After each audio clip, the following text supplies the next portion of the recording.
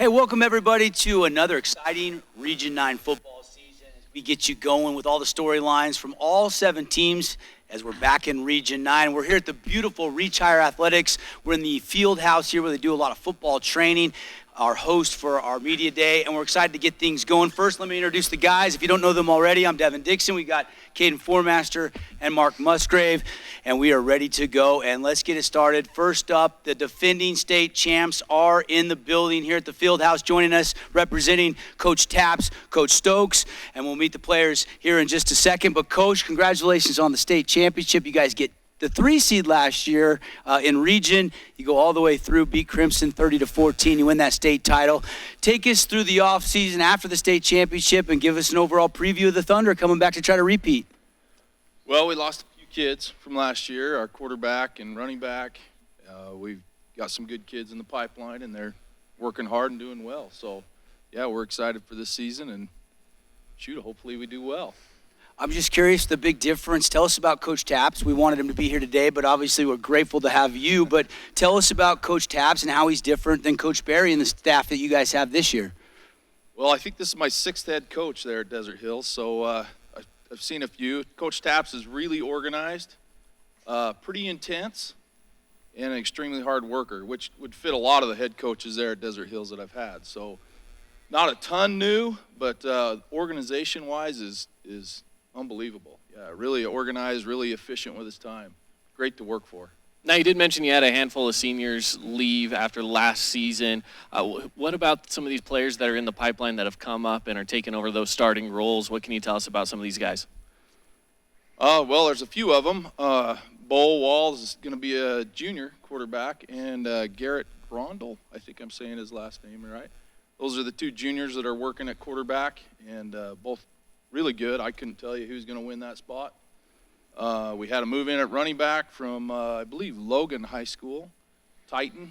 I can't think of his last name right at the moment, but he looks really well. And we got some kids coming up also that were in the program that look well. They're doing well there too. Got a few O linemen that are working hard and some D linemen that are there ready to take over. Coach Stokes, what's going to be the personality of this Desert Hills Thunder team on offense? Is it going to be a smash-mouth physical team, or is it going to be a wide-open, pass-happy team? I don't know if we've ever been a wide-open, pass-happy team. Mm-hmm. I think we've tried a few times, but it's never gone that way. I think we're always going to be running the ball. Okay. Coach, tell us about what a practice is like compared to last year. You said Coach is very organized. Is it faster paced? Dive deeper into that for me a little bit. I'm just curious on that regard. Faster paced. Position groups are divided up. We have the varsity on the field along with the JV and freshmen all at the same time. We go in the mornings and get done before it gets hot, and he wants to continue that through the year. So really organized. Is it odd to have it is odd to have a coaching change after you win a state championship, if that's the case. Is there a bullseye on the Thunder this year because you guys are the reigning champs? I haven't felt the bullseye. It feels like there's other schools in the region that are getting a little more press than we are. We're just going to show up, play as hard as we can, be as prepared as we can, and we'll just keep working hard. Coach Stokes here representing the Thunder coaching staff. Let's meet the players. We'll circle back to Coach for some more questions in just a minute, but we got Hudson Bundy, we got Bridger Fleming, Davis Olson, and Jerem Wilkins. And Hudson, let's start with you, man. The faster pace. As a player, do you like that with the new coaching staff and head coach and Coach Taps? I do. It helps me stay more focused, I think. It keeps my mind centered on practice and what we're working on. Now, I want you to take a second, show our camera those rings, guys. I want to see those state championship rings you have there. They're kind of little. They're a little small. I think they could have been a little bigger. Yeah. What does it mean to you guys to go back into this season and know that, yeah, we had a bunch of guys leave, but we want to go back and we want to repeat a championship? Well, we had a different team last year, and we're trying to prove ourselves this year. We have a new team, so we haven't proven anything with this team this year, so we want to go prove ourselves. Let's pass the mic over to Bridger. Big Red, how you doing, man? You ready to warm that mic up? Oh yeah, dude. All right. Hudson got a little warm for me. Yeah. You played an integral part in last year's team. Now you're one of the leaders, one of the seniors. Have you guys voted for captains yet? We voted on Monday. We haven't like announced them yet. Okay. But- Okay. Do you feel like you're one of the leaders, whether you're captain or not, of this team? Yeah, captain's one of those things that it obviously means you're obligated to lead and like be responsible for a lot of players, but there's nothing stopping other guys from leading. And so, as a leader, you just gotta lead by example and do what you gotta do and keep everybody moving and motivated. Let's go over to Davis for a second as well. Davis, I know that, you had your older brother that played some awesome football at Desert Hills, is now at Utah Tech. Sometimes it can be hard to fill older brother's shoes, but, what are you doing to just go in there and make a name for yourself and say, hey, I'm one heck of a football player? What kind of day-to-day things that you do to grind yourself to be a better player? I don't know. I just go out there, just work on just the little things, just go out there, just do the best I can, and it's really all I can do. Bridger, back to you. I really want to know this question. When you're trying to bulk up, get stronger, other than a meat lover's pizza, what is in your diet? What do you like to do? Well, all summer I've kind of been trying to put on some weight, and my go-to has been like eggs. So High protein? Yeah, my favorite thing to do is go to the gym and come home and get like leftover like steak or chicken or something, put it in a pan with some potatoes and eggs and just make a scramble. Powerlifting? Yeah. Power building. All right. Do a little bit of arm work and stuff. All right, I got a question for Jerem. Let's bring in Jerem over there. Jerem, who can squat more, Davis or Bridger? I think Bridger's got him beat on that one. Okay. Yeah. What is it, like 600 to 550 or something ridiculous? Yeah, probably something like that. Around there. What are you squatting, Bridger? Sorry. I just hit 500 not too long ago. Okay. So. Davis, where you at? Yeah, I'm about 480, 485. Oh, it's close. You can get Yeah. that. That's close. Has there been an emphasis in the offseason? Is Coach Baldery still the kind of the weight, strength, and conditioning coach? And what's that been like, Jerem? It's been good. We wake up early in the morning. When you wake up early, you're successful, right? So we've just been getting after it in the weight room. It's been a good realm of energy, and we've just been working hard and getting ready for this season. Where there's some question marks offensively, where you lost a few more starters on that side of the ball. Defensively, you guys were 5th in the state in scoring defense, but a lot of people think you guys could take that to number 1 with everything you got coming back on that side of the ball. What so far in camp leads you to believe this defense could be really special? They bring it. They bring the energy, and I think we've got a lot of good linebackers who are just hard hitters and strong guys, and our D-line's looking good, and we've just got that strength and that aggression, and that's what you need in the trenches. And Jerem, how is the offensive line coming together as far as chemistry is involved? It's good. Me, Hudson, and Stu have kind of been, and Alec have been there, and we're getting some other guys in there, and it's good. When you spend as much time as we do with each other, you really get to know each other, and that chemistry does build. It's good right now, so. Davis, how much does your brother talk football with you now that he's a Trailblazer? Well, see, he's gone with his girlfriend a lot, so I don't really know. we don't talk too much about football. It's either just going out and he shows me either like just funny, stupid videos, or as he's gone with his friends or at football. Okay, so little brother's getting not enough love. Note to Eric to don't forget little bro here. What's it like to be a teammate with a Stu Taufa or a Cyrus Polu? They go to the off-season camps. They're getting a ton of Division I offers right now. What's it like to be around them, see their work ethic, and see them get rewarded with a lot of looks right now? Oh, it's different. It's super fun. It's awesome to see how hard they work, and I just feel like it's like honored to be around them.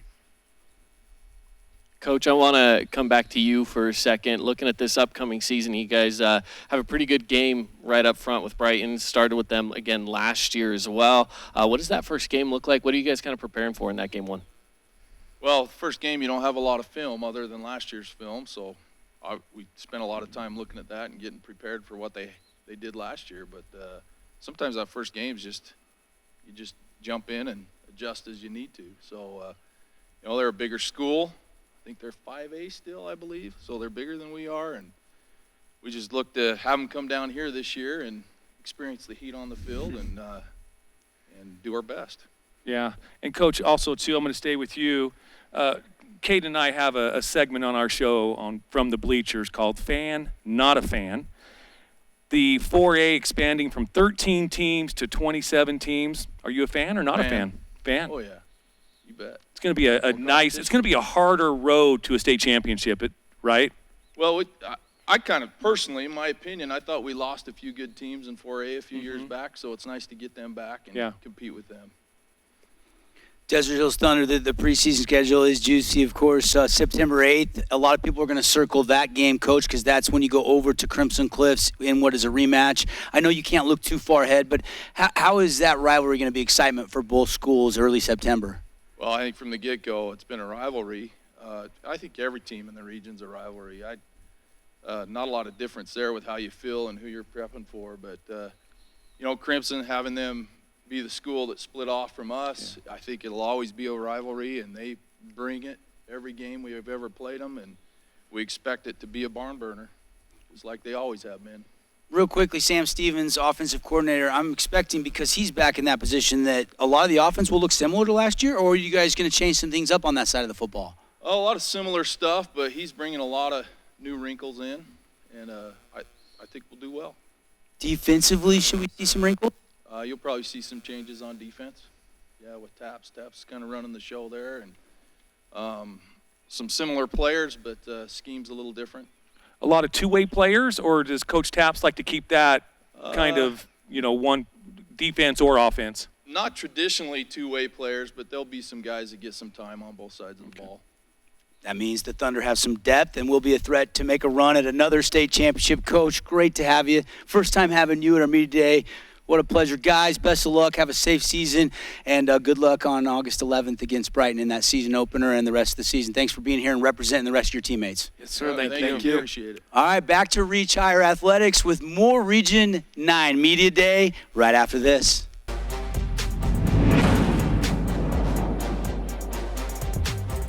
Hey, welcome back, everybody. Our Region 9 Media Day coverage continues from the Reach Higher Athletics Fieldhouse here. Beautiful facility. We're really excited to be here hosting our Media Day coverage. Devin Dixon, Caden Formaster, Mark Musgrave here. And the Hurricane Tigers are in the building with Coach Aspie.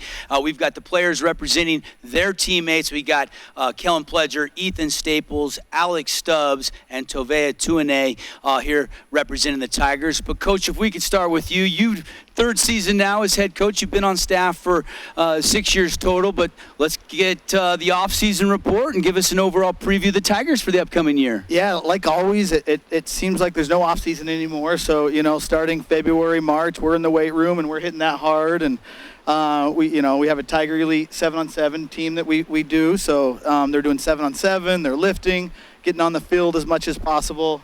And then, of course, once June hits, once school stops, it's these kids are back in the schoolyard on the field. So June's always a busy month with camps and everything. So it's been a great off season. These kids have worked hard.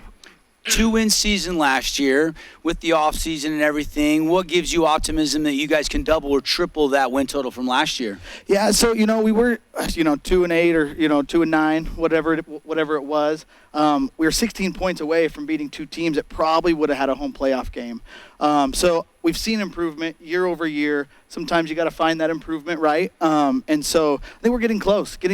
I tell the kids, that's what's nice about these kids is just don't quit. Show up every single day, work your tail off, and eventually it's going to turn. It may not be this season, may not be next, but I promise you it is going to turn eventually. And I have a lot of faith in these guys for the work they put in. They're going to keep grinding, and we're going to give as much effort as possible every single time, every single game. So it's going to be we're excited for this year, for the opportunity. I'm excited for these boys to really grind it out and be leaders on this team as seniors here. So Now, you say that, who are some of your leaders? You say the seniors. Can you give us some examples of some guys that are out there leading on the field? So these four actually right here, 3 of the 4 of these guys actually just got voted captains last night. I'm not going to say who it is because it'll be a surprise tonight. But so these are our leaders right here. I actually didn't know that bringing them. So it's awesome when when who you think are the leaders, the players also think are the leaders. I think that tells you the culture is kind of starting to come in as far as how we want it to go, how the kids are thinking it's going. So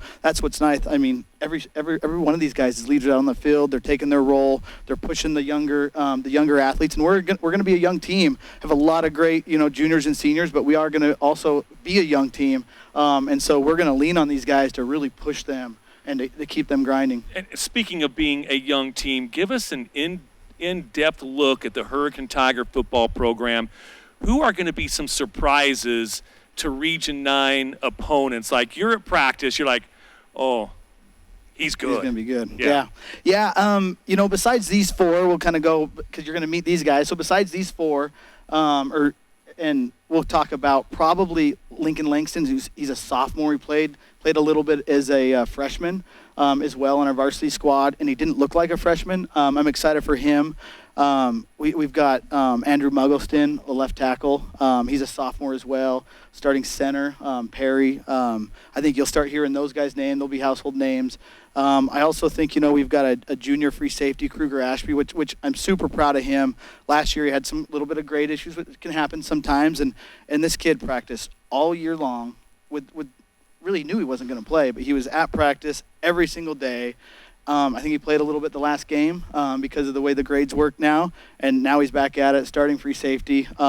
Just from a personal standpoint and a coaching standpoint, you love to see kids stick with it, grind it out. We got a lot of young talent. A receiver crew, we're going to be young at that too. Gage Huntsman, you're going to hear a lot of names, and then obviously you're going to hear about our quarterback Dylan Gabriel as well, so as a sophomore as well. So. And that's what I was going to ask you about. I mean, it's pretty well known around town in the football circles that Garrett Grondell left the program. Tell us about how that all came to play out, and tell us more about Dylan. Yeah, so we don't talk about anyone that's not in our program. So we're excited for Dylan. Dylan is a super athletic sophomore. He's smart, throws the ball really, really well. He is really fast, and he's learning the system as well right now. So we're really excited for his growth as a team. I think these guys are getting behind him. I'm encouraging him. We got it just about the next play. Make a mistake, let's just move on. Let's learn from it and let's move on. That's kind of where we're at with him, is getting him to just not dwell on that bad throw or something that happens. Just, hey, it happened. Let's learn from it and let's move on. Are you excited to take over the reins of the play calling again this year? That's a change from last year. Yeah, it is. So I am excited. The nice thing is these kids, it's like, oh yeah, I remember this, I remember that, because we only kind of a 1-year hiatus from that. So I am excited to take on over the play calling, and these kids kind of pick that up fast, because it's not new to them really. So it's not a whole new system. It's something we've ran. We were successful at it 2 years ago. So yeah, it's been fun, and I'm excited for it. And really quickly, on the defensive side of the ball, you have a new defensive coordinator, Coach Vanderhorst, as well. Tell us what will be different with him calling the plays defensively. So these kids are laughing a little bit. So Vanderhorst stepped down. Oh, he did? Just recently. It's been a little bit crazy year. So this just is recently. So Vanderhorst stepped down. Coach Marcus Matua, former coach of Snow Canyon, he's actually taken over the defensive coordinator reins, which is awesome. Marcus is a really smart football guy. I'm blessed to have him on the staff as far as his football knowledge. Really great guy. So yeah, it's gonna be fun. And again, we're just building on what we were doing in the spring. So it really was the same stuff he was gonna run anyways. So we're excited for that. The boys are catching on to what he's kind of his little nuances of the defense. So it's been fun. Like, it's been crazy, but hey, we're gonna move on, and we're gonna do everything possible to fight every single play. So Kellen, I want to go to you now. Hop on over to some of the players. Tell us about that defense. Tell me about how you guys have done so far in trainings and getting prepped for the season. What's the defense like? So the defense this year, of course, last year we were a little more basic and stayed about a man free. This year we're switching over to a little more complicated. That's about what we're going to do this year. But we have a little bit younger group this year. Last year, D-line, we had probably a senior group all the way across the board. So this year on the defensive line, it's younger. Linebacker crew, we've had me and Alex Stubbs. We were starting both last year.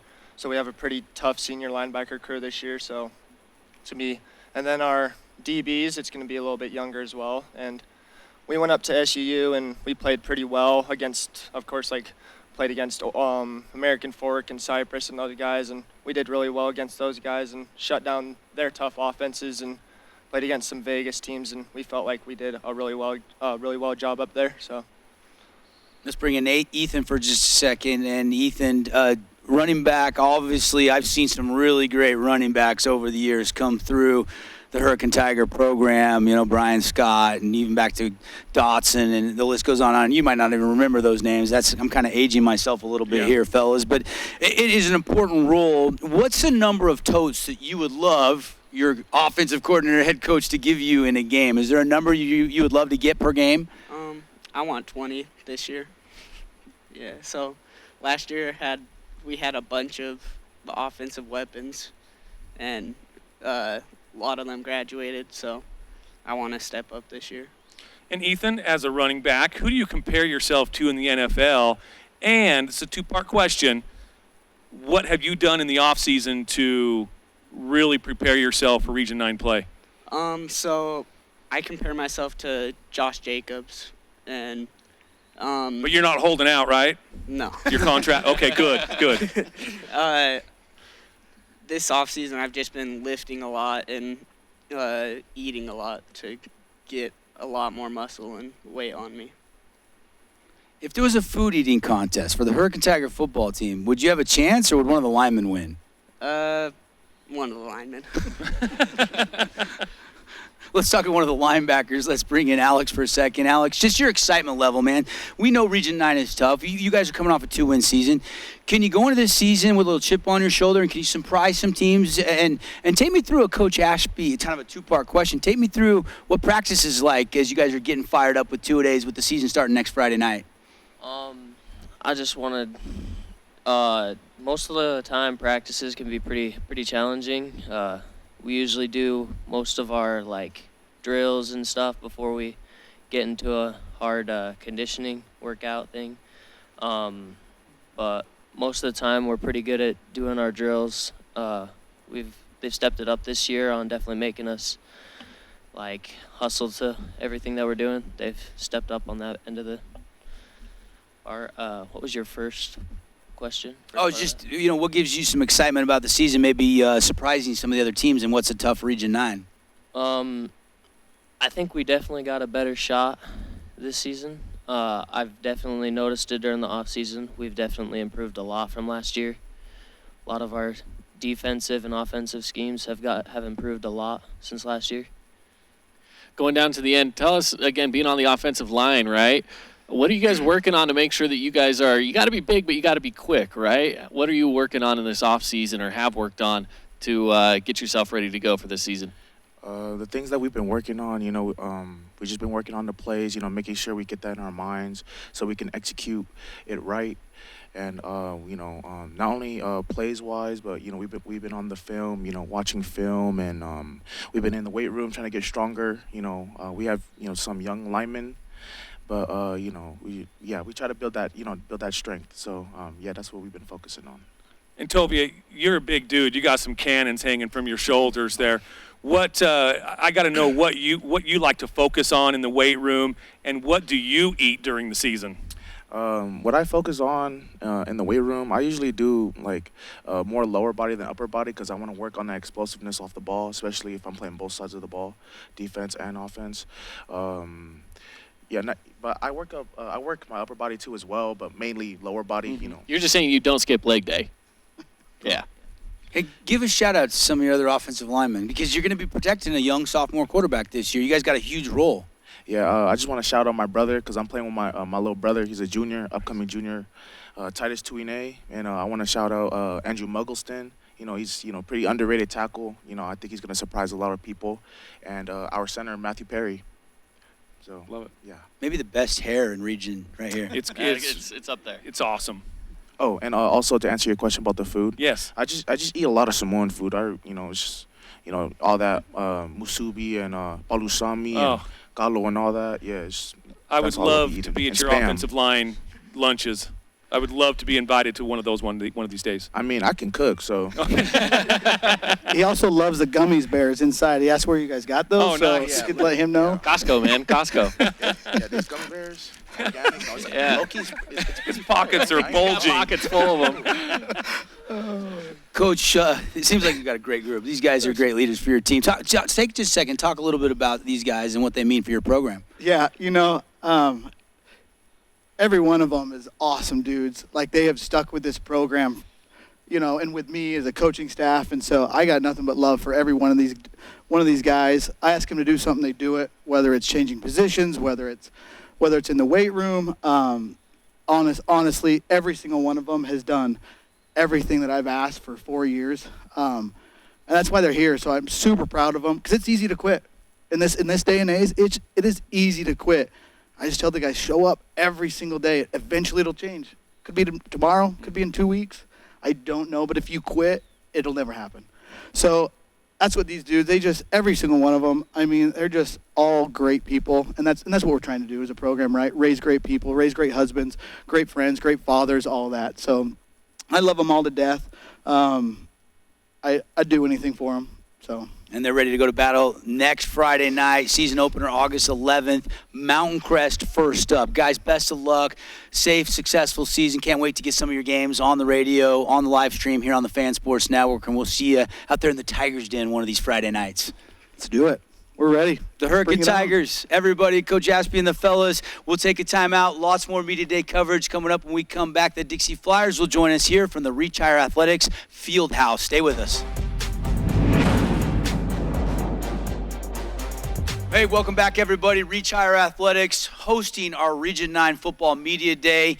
Glad you're with us here. Thanks for tuning in, getting you all excited like we're excited on the Fan Sports Network for another awesome season, which starts, everybody's in action next Friday, August 11th. Devin Dixon, Caden Formaster, Mark Musgrave here on the media panel. And now, Coach Munkers and the Dixie Flyers here. Coach, good to see you, man. You ready for another go at this thing? I'm ready to go. Another year. Seems like it just ended, and then we're back at it again.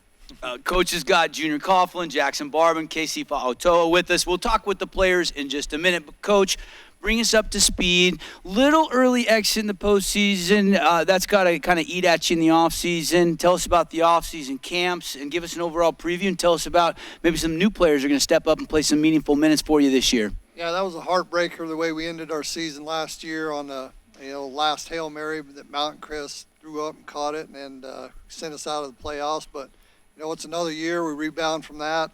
We've got a new team, new kids that are going to write their chapter in their senior year and junior year this year. And we're excited. We've been a few 7-on-7s at BYU, Weber State, over to Dixie State, and we had our camp for a week. And got some new faces and some returning starters that we're excited about. We got these three here. Jackson's been a 3-year starter. Junior started last year as a sophomore. He's back as a junior.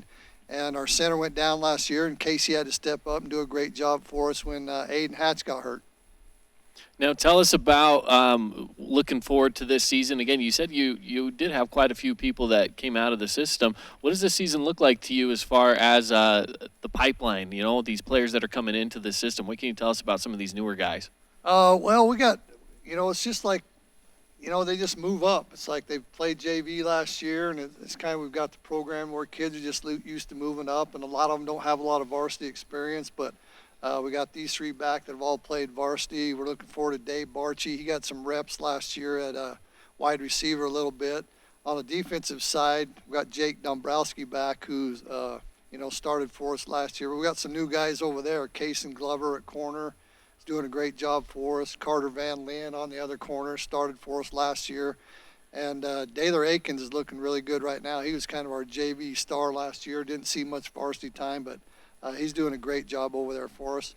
Isa Lapati was just a 9th grader last year. He'll be a sophomore this year, and he's tearing it up on the defensive line. What's going to be the personality of the Dixie Flyers this year? Is it going to be physical, smash mouth? Is it going to be, finesse and speed? What's your players looking like this year? We're probably more of a finesse and speed team. We like to I tell these guys, we want to try to get the ball on the perimeter with the guys we have at slot and at receiver and get the ball on the perimeter, hopefully get outside. Everybody knows I like to run the fly sweep, get on the edge, and throw a lot of screens, a lot of bubble screens. But, if they want to get out and take that away, we got guys like Casey up front. And if we're going to get a 5-man box and we got 5 linemen, I've got confidence that we can run the ball if we have to.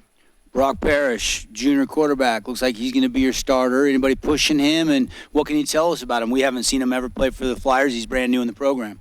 Yeah, he's doing a good job for us. He came down at the end of the year last year, so he was obviously in spring ball in the fourth quarter at school. And him and Wyatt Truman have been battling it out, and they're going back and forth with reps. Brock's getting most of the reps, and Wyatt's getting ready in case he has to come into the game and back up Brock. But he's doing a good job for us. He learned the offense real fast, and he can run a little bit. He can throw it pretty good, so he's kind of a dual threat guy like I like to have.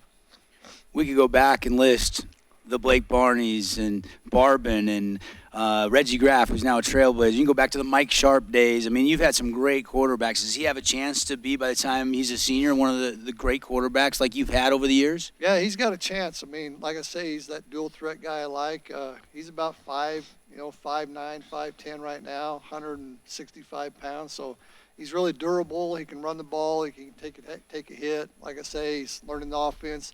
He's one of those kids, like, since he's 8 years old, he's played football, gone to quarterback coaches and stuff like that. So he understands the game really well, and he's a fun kid to coach, and I'm excited to see him play in a regular game. He probably 6 foot with cleats, though, right? Oh yeah. Okay, good. He probably listed himself as 6 foot. Yeah, you gotta put that listing there at 6 foot, not 5'9". Yeah, Not that's 5'9". right. I want to get to the players in just a second, but Coach, one more question. You guys gave up almost 28 points a game. Defensively, last year was a little bit of a down year for your standards and your staff. Do you got reason to believe this year you can be a lot better defensively in a tough region? Yeah, we had a lot of guys injured last year on defense. For whatever reason, we lost a lot of guys, but we have some guys back this year that had experience, and they're looking really good over there, actually. Most of our defensive front is back. And like I said, we got Isa, Anthony Crichton, Andrew Warden, big nose guard who got a little bit of playing time last year. And so we got Jake back. And so we should, hopefully it's going to be a lot better year for us on D. I want to get to Jackson here, get to the players. Now, Jackson, again, you've been in the system for a while now. This is, what is this now, probably your 3rd year as a solid member of this system, right? What does it feel like to come into the season knowing, hey, I'm going to be relied on to be a leader in this group, especially amongst these receivers? What does it feel like to have that mantle placed on you? Just feels I just have to step up. Same thing as when I was a sophomore. I had to step up, so kind of the same thing, but just step up and be more of a leader to the younger guys. Jackson, I'm going to stay with you. So with the last name of Barbin, okay, there's Barbins all over the region, right? Yeah. Cousins, Yeah. brothers, your uncles played at different schools. Is there a little bit of a pressure having that as a last name to really perform well here in Region 9? A little bit, but no, they've just been great examples to me and great influences and taught me how to play, so I don't know, they're great. Is there a little trash talking going on at the Barbin family reunions? No, not really. We just, I don't know, just kind of hype each other up, just compliment each other. Junior, you heard Coach say you're kind of built on speed and finesse. You got some speed. Overall, is this a fast wide receiver core at Dixie High? Yeah, I think we got a super fast and electric core this year, and we're also super aggressive with our blocking, so I think we'll be able to make some plays happen this year.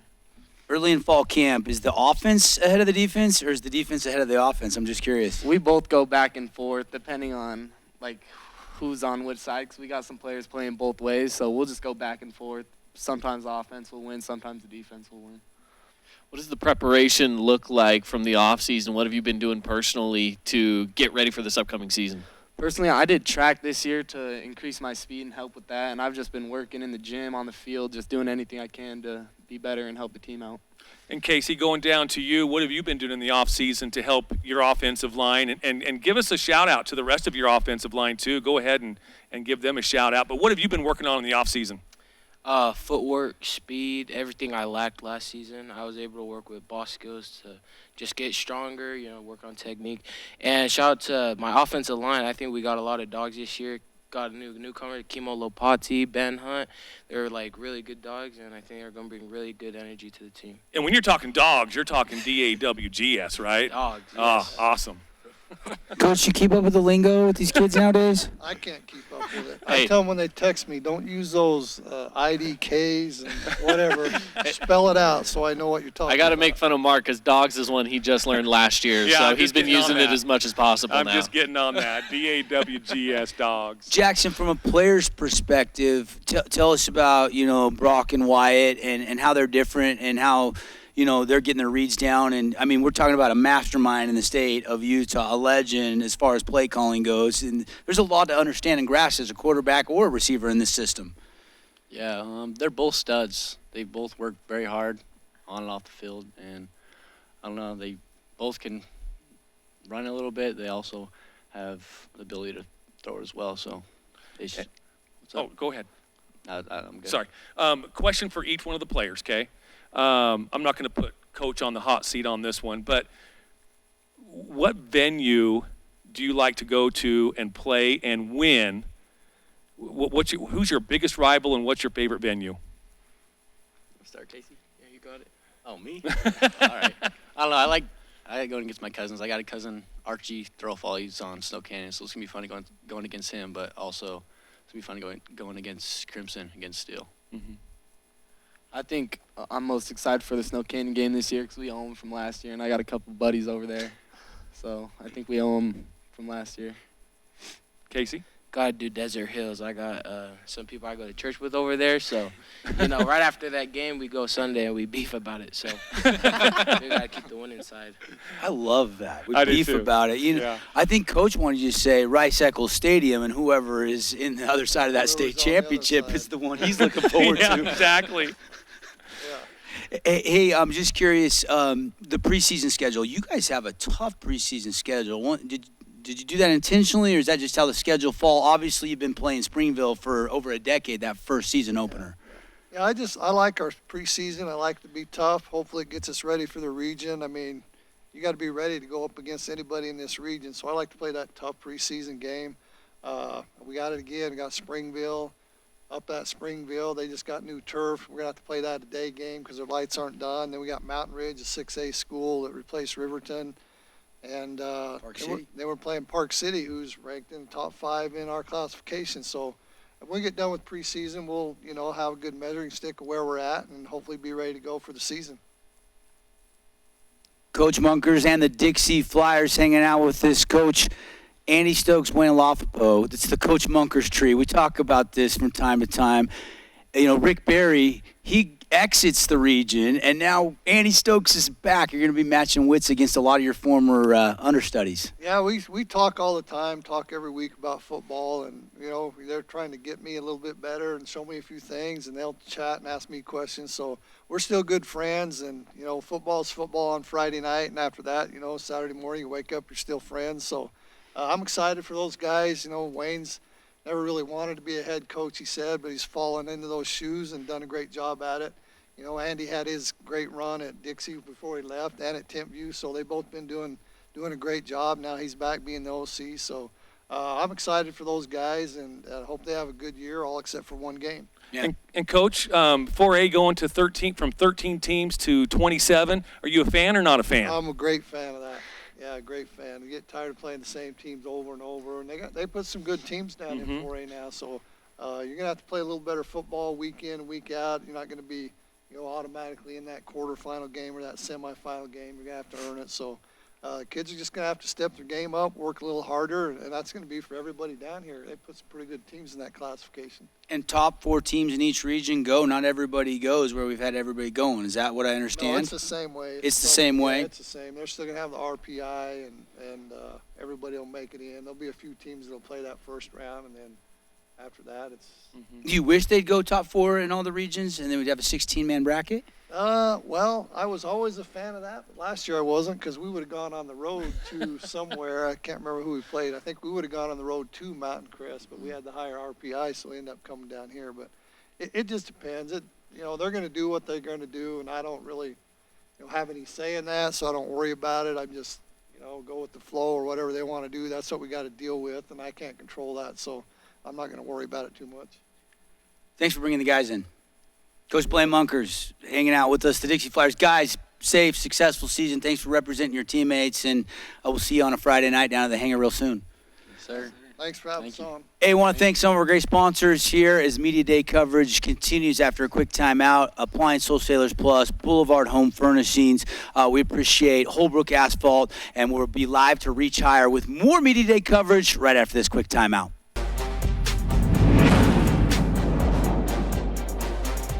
Hey, welcome back, everybody. Region 9 Football Media Day coverage continues here at Reach Higher Athletics. Devin Dixon, Caden Formaster, Mark Musgrave, and the Snow Canyon Warriors are in the building, co-region champs last year, ready for another run at it. And we've got Coach Esplin. We're going to start with Coach, and then we'll get to the players here. We got Mr. Goobler looking big and strong. TK, Tank Kelly, we got Samaje, and then we'll get to Tegan as well for some comments representing the rest of their teammates. And, Coach, we always like to start with you and bring us up to speed on last year, how you keep the momentum going forward, and tell us about the offseason and give us an overall preview for how you guys could do this year in Region 9. We had a busy offseason this year, and that's something that we hadn't had for a couple years. COVID hit, and then we kind of stayed home for a year or two. But went to 3 7-on-7s, went to a padded camp in Ridgefield that was really good, and the progression was huge. The getting better part was really big. So we're gelling the classes. Probably every coach is kind of talking about that, gelling those 3 classes, 10th grade, 11th grade, and 12th grade. And we have great leadership with 4 of them here. We have great senior leadership, so we look forward to it this year. Tell me about your offense and defense, what you've seen so far, who's performing well, which one's kind of taking the other one out, offense, defense, where are your strengths at? We lost a lot of athletes last year, a lot of good athletes. We're probably going to have to go both ways with some of these guys that are stars. Excellent linebacker core, excellent safeties. Defense looks strong and ready to move around. Our offensive line, was that yesterday, started knocking people backwards the way we want them to. So we look to be a little bit more physical, look to be able to run the ball more than we were able to last year. And then we have some wrinkles that we haven't used that we started practicing earlier this year in the summer that we think will help us continue with the momentum. Good season last year, not what we wanted to happen. It was nice to get a piece of the region championship. We wanted to win a state championship, so we're just back on that grind now. Now, speaking of athletes that you lost, you did lose some great skilled players. I'm not going to start naming them because I don't want to forget any one of them out. Other than these guys, though, who were some of those players that us as a radio broadcasting crew need to be on the lookout for? You've got Ryder Holt, who's a linebacker for us that's a college-sized linebacker and doesn't come through our program at that position very often. That is a new name. He started last year, a lot of games, but a new, bigger kind of star name. You've got Andrew Castro, who probably no one's heard his name, that's going to start at O-line. Okay. That's a physical, tough, he's a wrestler too, physical, tough kid. You've got Archie, who's going to come out and be a great athlete and be used all over the field. Conrad Green, who some people might not know his name, strong kid, DB, could play some receiver. We have a lot of hybrid kids, which is nice. They're able to go and they're smart enough to do different things, so we're excited to be able to put people in different places. So is your team going to have that personality of being physical as opposed to speed and finesse? We're going to be more physical this year, and we always preach it. Personnel sometimes fits that. I'm going to preach that no matter what. I think you have to be physical to win football games. But a lot of talking defensively, a lot of our kids that are really physical, they're not necessarily 250, 260 pounds, but they're strong and they can run and they can cover the field and the whole defensive backfield. So including our 3 linemen that we'll base out of in that odd front, they can run. But they're strong. Mike Esplin, Snow Canyon coach. Media Day coverage presented by Rally Stop Finley Subaru. We'll circle back to coach in just a second, but let's bring in the players. And let's start with you, Tag. I mean, offensive line, center. You going to stay at center? Yep. Kind of the catalyst of the offensive line this year. Yep. What's been the biggest difference between Hunter Johnson last year and now TK over there calling the plays behind you? It's different, but I like it better because I've known Tom a long time. Good buddy. So I feel like it makes it a little bit better just knowing your buddies back there. And I feel like I have more trust in them just because I've known them so many years. Now, Talon, I want to go to you for a sec. Call you Tank. So two-part question. Number one, how'd you get the name Tank Kelly? First off, Tank. And then the second part of it is we did see some flashes of you last season. What are you bringing to the table again this season? Okay, so Tank kind of just, like, ever since I was born, I was kind of just a bigger kid. I've never been, like, small. So my parents gave it to me, and it just kind of stuck all through, like, youth football, youth baseball, that stuff, and it just stuck with it. And then this year, geez, I mean, I think I'm pretty good running the ball. I'm not the fastest guy out there, but I'm not afraid to lay my shoulder down and just hit somebody. And then I have some arm strength. I can throw the ball pretty far. You think like 75-yard arm strength in the air easily? That's pretty far. I don't know about that, but I think I can get it down the field. And we got those guys. My wide receivers fly. They're fast, so they can get there. And I mean, I'll kind of touch on what you guys said. We did lose a lot of athletes, but I think we had some dudes that last year that were just like our team, and this year we just got a bunch of studs. Everybody's great. Everybody just grinds and is just hard workers. And Tank, you're a two-sport player, or do you play a winter sport as well? No, just two. The two-sport. I know Coach Esplin's here. Pretend like he's not here. Which sport do you like playing best, football or baseball? Because you're really good at both. Thank you. Just whichever one's in the season. Is it that what it is? I mean, during football, I love football. During baseball, I love baseball. I just love the sports I play and just work hard at both of them. Let's go to another multi-sport athlete, part of that Burn and track team that just toasted everybody in the 4A state championships. I mean, it wasn't even close. Samaji, you heard Tank talk about you got some speedy receivers. You guys all line up 40-yard dash drill, 100-yard dash drill. Who's winning that? It'd be close, but out of sheer, pride, I got to say myself. That's the answer we were hoping you'd say. Who else pushes you, though? Who else pushes me? Well, we have a few younger guys. Karsten, JT Westbrook. They're really good, and they motivate me to be better. Be their senior, be their leader, and try to get them going. Samaje, I know we called your name a lot last year. You were making plays last year as well. But, of course, you did have a lot of other fellow receivers that have left the program, and now you're kind of taking over their role as being a leader in that receiving core. What has that been like for you to step into that leadership role? It's been nice. It's not the easiest. Kind of have to look back on kind of what they did and to kind of use what they did, like how they played and put it in my game. But what they didn't put into my game and kind of reflect that. All right, let's move on to Tegan. Tegan, injury kind of slowed you down last season. You were starting to make a name for yourself. You were smashing anybody that came in the box, and obviously you had to shut it down for the season. But man, you look like you didn't miss a weight session at all in the last 12 months.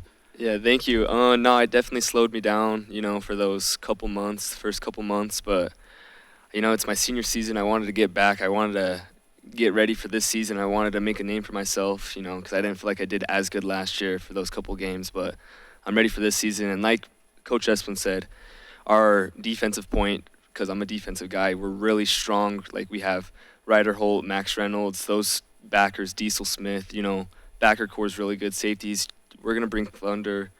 We're going to hit hard. It's going to be a fun year. So. Now, Whiteheads are normally known for speed. You have bulked up. You still have your speed, though? Yeah, I'd like to say so. I don't know. I'd like to say I'm pretty quick still, but I'm 17-year-old Tegan versus 17-year-old Dad. Who wins that race? Oh, he knows I'm the alpha, so okay. It's okay. I beat him in every category, so now, yeah. Wait a minute, Dad's still got something on you. I think. Nah, I think he's still got a state championship. Isn't he part of that team you played on, Coach, with Coach Jacobson back in the day? Yeah. Well, We're working to get that one this year. There you go. There you go. He was a senior when it happened, and I'll be a senior when it happens, so it'll be good. I love it. Oklahoma drill, do you have to calm him down a little bit, Coach? You have to calm him down in the school halls. You have to calm him down in houses. You have to calm him down on the sideline. It don't take a drill. Hey, Tank, you guys scored 31 points a game last year. That's good. That's a great number. How do you continue to put points on the board? And, what's practice like as far as red zone chances? That's something that you guys are really going to want to be good at this year if you're going to win a region title and get a good seed for the state playoffs. Yeah, for sure. I think red zone, we got so many big guys. We got our big backs. We got Gilly Sanchez, Max Reynolds. Max Reynolds is a big back. He just puts his head down and run. You got even Bryce Barnes. He's a speed demon. He'll surprise you too. But yeah, just getting into the red zone and then just plowing the ball up the middle. I think that'll just do it for us. Hey, Tag, go ahead and give us a shout out to all of your other offensive linemen. We got Rylan Felipe, Hank West, Luke Erickson, and Andrew Castro. Those are the guys that get it done, right? Yep, they're going to get it done this year. Another Erickson coming through. You had his older brother a couple years ago. And is he pretty – what's he weigh right now? How big is he? He's not like the heaviest guy, but he makes up with it in strength. So he'll be good. Another wrestler, one of those tough guys. Yeah, the last couple of years, Snow Canyon wrestling. I know they had some injuries last year, and you can speak to that. Tag, you wrestle, but Tegan, one of those. You missed your wrestling season, but you got a lot of football players. That's one sport, guys, I think we can all agree goes hand in hand. Yeah. For sure. Tegan, you got to stay healthy through football so you can actually have a senior wrestling season, right, buddy? Yeah, that's the plan, I put on all this weight, so, extra padding. Any more questions for the guys? I'm good. Snow Canyon Warriors, they get the season going. You got a couple Vegas schools, 2 out of the first 3 weeks, Coach. Give us 2 home games, yeah. I don't know a lot. I don't have film on them yet. Happen to know someone that saw Centennial kind of scrimmaging that said that the running back or the quarterback could run the ball, but I don't know much. It's always exciting to play some out-of-state teams. I like to kind of show where Utah football is at. I don't think it's getting more and more every year, but I think the more times we play out of state, especially southern Utah, the more respect we gain from people outside of our small circle. Yeah, and every game matters with the RPI. Obviously, Snow Canyon opens August 11th, next Friday at Manti. And then, like Coach mentioned, you got Centennial and Green Valley, the 2 Vegas schools, in week 2 and 3 before Region gets underway. Coach, thanks for bringing the guys in. Guys, have a great season, safe season, and we can't wait to call one of your games on a Friday night on the Fan Sports Network. Thank you. Yeah, thank you, guys. Snow Canyon Warriors, everybody. Our Region 9 Media Day coverage of the upcoming football season continues after this quick timeout.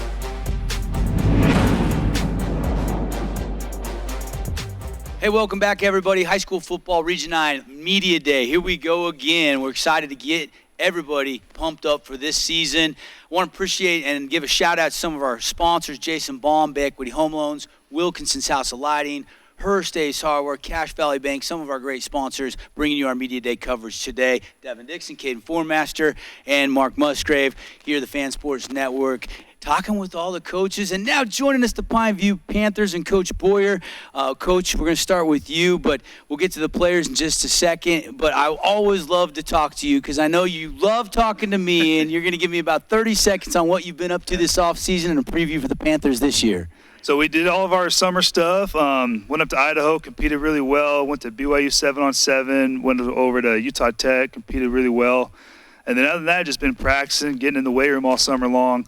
So it's been a good offseason. These boys have put in all the work, and I'm excited to see what happens next Friday night. We'll get to Quincy and Benson and Camden and Caden in a minute, but why'd you bring these 4 guys, Coach? So these are the 4 that were selected as captains by their teammates. They were voted in and represent us for this year, so that's why I brought them along. I know it was a subpar year last year. What gets you optimistic that you won't have 2 down years in a row at PV? So we had a nice meeting. I don't know if these guys remember. We had a nice little meeting 2 weeks after the season ended, and we had a good reflection and kind of set some standards we wanted for the weight room and different things, and they really attached to it. And ever since then, it's been, if they weren't in basketball like Cam, they were in the weight room working during track. They've been going nonstop. So that's one thing that really I'm excited for this year, and I don't think we'll have another subpar year. We're going to be right where we need to be. Who are some of the guys coming into the system that you're really excited about? Some of these younger guys, some underclassmen. Yeah, so obviously we'll have Adam Moore and Levi Shaw right now. They're competing for the quarterback job, and they're doing a great job of doing that all summer long. We've been rotating a lot of reps, and so Adam will be a junior, and Levi will be a sophomore coming in. And a lot of the young guys are going to be stepping up, going through this fall camp, some O-line guys, some defensive guys. So just a lot of those young guys stepping up and learning the ropes. So you got 5 returners on the offensive side of the ball. You got 7 returners on the defensive side of the ball. What is Pine View's personality going to be this year? Is it going to be winning 16-13, or is it going to be 35-28? I think you're going to see a little bit of both. I mean, we'll have some high-scoring games, and we're going to have a lot of defensive games as well. But I think overall, we're going to execute. We're going to be efficient on both sides of the football this year. I'm just curious, Coach. You know, you're a Panther. You played for Coach Hosner. Yep. You went on and played at the university here in town, Dixie State at the time. How much do you talk to Coach Hos now that you're taking over the reins for him? You guys still communicate on a day-to-day, week-to-week, month-to-month basis? Yeah, we still communicate. He's still helping out with the quarterback, still coaching the quarterback. So he just wants to be able to coach and not have to worry about any extra stuff. And like come to media day? Yeah, come to media day, and I always pick his brain a little bit with some guidance things, and he's always willing to help. He's a great guy. So let's get to some of the guys. Let's go over to Quincy. What's something that you're really excited for with this season coming into it? It's a fresh start. Tell me about this season, what you're kind of prepared for. You know, we went up north to Idaho and played 7-on-7, so, you know, stuff like that. But, you know, I think just getting out and, you know, not getting too untouched and just breaking tackles and, you know, having fun on the field, hustling, you know, stuff like that. So. Benson, senior defensive back, what have you been working on in the offseason? And tell us what wide receiver core in the region that you like to go up against? Ooh, that's a good question. Just working on just all the breaks and, you know, breaking on the ball, making big plays is like the goal of this season, big plays and stuff like that. Receiver core, I'm excited for Crimson. Those guys are ballers, so I'm excited to play against those guys for sure. Caden winless, how tough was it last year, and how much excitement is it this year to get a fresh slate and go win some games? Yeah, last year was really tough. I'm really excited for this year. I'm really excited to go compete and show everyone else that we are a completely different team than we were last year. We have improved so much more than we have ever last year, and that we're going to do a lot better this year. Tell me about that defense. How are you guys looking out there? Man, I'm excited. I am so stoked for our defense this year. We're looking really good, in my opinion. Our D-line is doing everything we need to. We're all clicking together. Our DBs, our backers, our secondary, everything. It's all coming together, and I'm really excited. Camden, what can you take from – you played Ridgeline actually pretty tough at the end of the season last year. I think they put up 24 on you, but that was a good football team, right? I mean, did you as leaders getting together like you guys after the season? Coach said you did a little soul searching. What did you guys do to try to have like a team meeting or keep the team together and keep the chemistry good in the off season? Was there something particular you guys did? We just been hanging out with each other and just talking to each other about this season and what we're going to do better. We've been, you know, just doing like swim parties and stuff, and, you know, it's fun, but we have serious meetings about what we need to do to be a better team and just be better players overall and lead our team. What's it like playing with Brock? Brock's blowing up too. I mean, he's going to be a sophomore. I mean, Alabama, Georgia, the list goes on and on. What's it like being a teammate of a guy that's got so much upside? Oh, it's awesome. I mean, he lives right next to me, so I get to take him to practice every day, and we have talks in the car about what we need to do to win and just be better. And yeah, it's awesome. It's a fun experience. Quincy, what are your personal goals this year? I know your team goals, I'm sure, is to certainly build upon last year. What are some of your personal goals? So little things, just like, you know, catching every ball and, you know, maybe getting at least 50 yards on kick return. And I'm playing a little defense this year as well. So, you know, just staying like a valuable player on defense, and we'll see where that goes. Now, I'm assuming you're going to play a little corner. Yeah. Do you think playing corner helps you be a better wide receiver, and vice versa? Being a wide receiver, do you think that helps you be a better corner? Oh, yeah, for sure. You know, the releases, you know, I'm just thinking in my head all the time, like, okay, what's he gonna do? You know, what coverage do I like? What tactics I need to be in? You know, inside shade versus outside. So, you know, I'm always just thinking about receiver stuff, really. And for you offensive players that are here, what do you see in the two quarterbacks that are battling right now? Are they comparable? Is it a tight race? Like, they both got what it takes to lead this team on offense? Oh, for sure. Yeah, they both are really good quarterbacks. You know, they're progressing a lot through 7-on-7. I think they're finally starting to get, like, reading the defenses and see the schemes that's going on. So I think we're in good shape. Quincy, who are some of the other receivers that you have lining up alongside you? So we have Matt Costa, and he's really good, and Brock. And then we'll have Colby Richardson, and some of the younger guys will step in as well. So, Benson, is there a game that you have circled on the calendar you just can't wait to get here? Oh, man. These are all. Probably Cedar. I love playing Cedar. We got friends on that, on that team. We're all pretty tight, and it's always just it's always like a close, fun game to play. Just really good competition. So that's Speaking of Cedar, why is it so tough to go up there and play? There's always a difference in, the field. We got turf up, down here, and they got that grass up there. So, it's like different turf, that stuff, but and the weather too. Sometimes if you're later in this, in the season, then it's cold, but I'm sure weather at practice the last couple of days has been pretty delightful. Not quite 115 down here in the STG, huh, boys? Yep. Still getting a sweat on, I'm sure. Oh, for sure. I want to go back to Coach Boyer. Got just a couple minutes here left with the Pineview Panthers.